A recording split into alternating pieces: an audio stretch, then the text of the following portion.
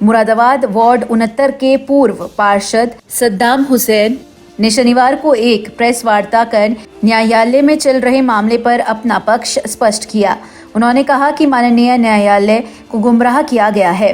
दूसरे नंबर की प्रत्याशी अर्शी की ओर से कोर्ट को जो वोट पार्टीशन में दिखाया गया वह पार्षद रूबी परवीन से संबंधित बताया गया, जबकि वास्तव में उसका रूबी परवीन से कोई संबंध नहीं है।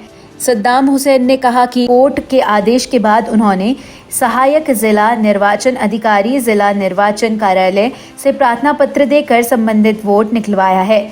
उनके अनुसार वह वोट पूरी तरह से सही है और इसी के आधार बनवाकर वे कोर्ट में अपना जवाब दाखिल करेंगे। उन्होंने बताया कि अब तक केवल एक पक्ष की दलीलें सुनी गई, जबकि किसी कारणवश वे अपना जवाब दाखिल नहीं कर पाए थे।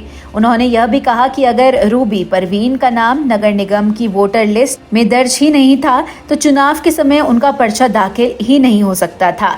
इस तथ्य से स्पष्ट है कि उनके खिलाफ प्रस्तुत तर्क निराधार और भ्रामक है। सद्दाम हुसैन ने आगे कहा कि उन्हें न्यायपालिका पर पूरा भरोसा है और विश्वास है।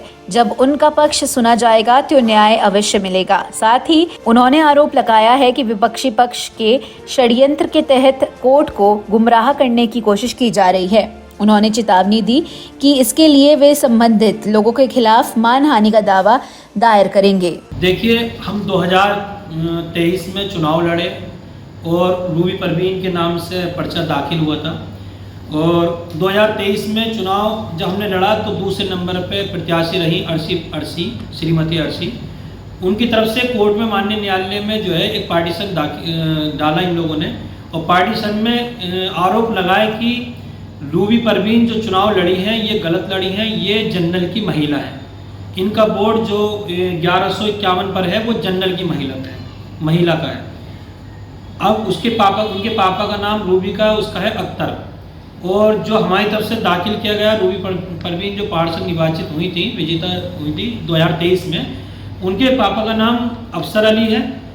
तो पार्टीशन में इन लोगों ने ये आरोप लगाए थे तो उसकी हमारी तरफ से सिर्फ वकील साहब को हमने खड़ा किया था और अभी हम जवाब दाखिल नहीं कर पाए थे। अभी कोर्ट ने सिर्फ एक ही पक्ष को सुना था, उसी के आधार पे कोर्ट ने फैसला सुना दिया गया। फैसले की ये वजह रही है खास करके कि हम लोग किसी कारण परेशानी के कोई दिक्कत के कारण हम कोर्ट में अपना जवाब दाखिल नहीं कर पाए और हमें बाकी और सूचना नहीं मिल पाई, जिसकी वजह से हम लोग अपना कोर्ट में जवाब दाखिल कर देते।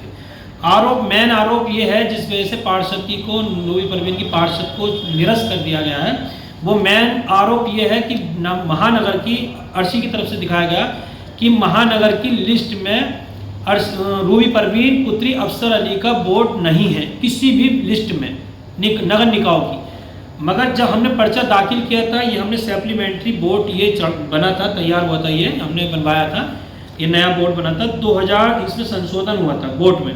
तो 1 जनवरी 2023 को ये लिस्ट दाखिल आई, इसी पर हमने पर्चा भरा, इसी से हम चुनाव जीते। अगर किसी का भी वोट कम होता है, नहीं होता है, कोई दिक्कत होती है तो पर्चा जब चुनाव लड़ा जाता है तो दाखिल नहीं होता है, उसको कैंसिल कर दिया जाता है। हमारे पूरे पेपर, हमारे साक्ष्य, हमारे जो पेपर थे वो बिल्कुल ठीक है, हम बिल्कुल ठीक हैं। हम माननीय न्यायालय पर पूरा भरोसा करते हैं। अब हम इसकी अपील, अपना जवाब दाखिल करेंगे और हमें माननीय न्यायालय पर पूरा भरोसा है कि हमें भी इंसाफ मिलेगा।